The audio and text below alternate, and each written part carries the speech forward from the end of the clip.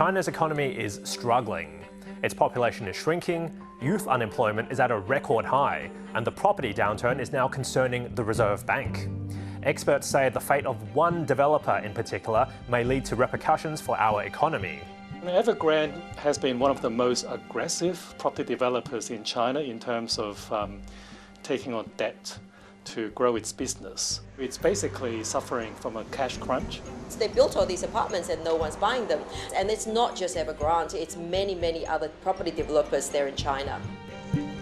Evergrande owes creditors $300 billion and it's already defaulted on at least $30 billion to foreign investors.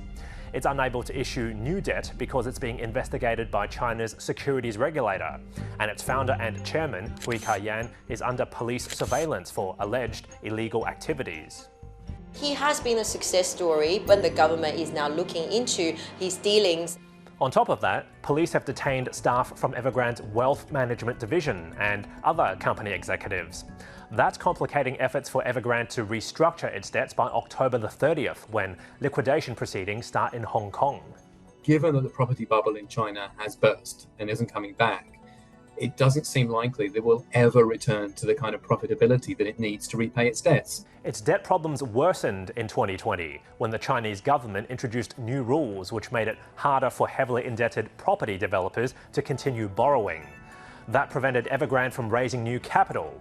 After all, it had expanded into other businesses like electric vehicles, theme parks, and it even bought a soccer club. Its shares are now almost worthless. I think there is very little appetite from the government to actually want to bail out these developers in full. Especially with thousands of homeowners and investors still waiting for their apartments to be complete.